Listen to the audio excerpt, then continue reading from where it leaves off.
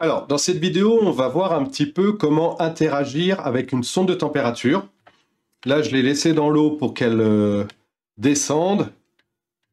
Cette sonde est étanche, donc on peut la tremper dans l'eau sans aucun problème. On va voir comment activer ou désactiver un chauffage ou une climatisation, par exemple, qui va être simulé par cette ampoule qui est raccordée sur la sortie relais. Alors, première chose à faire, on va configurer la température.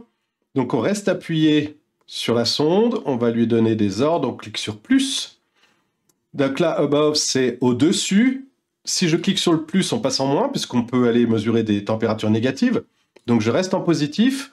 On va lui dire que au-dessus de 20 degrés, de 21 degrés, on veut qu'on arrête le chauffage. On veut être notifié. Et on valide. Et puis pour la deuxième condition, on veut qu'en dessous de 20 degrés,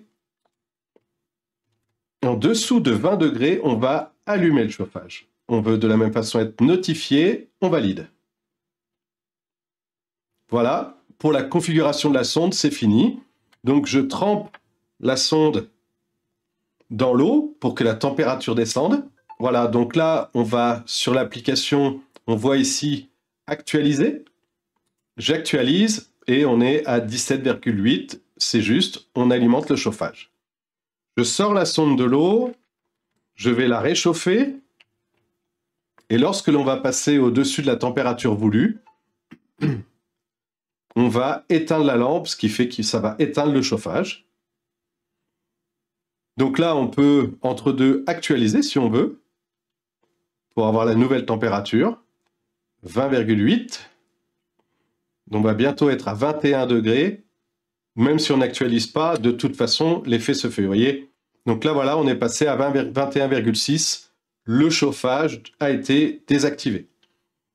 Je retrempe la sonde pour lui faire baisser la température.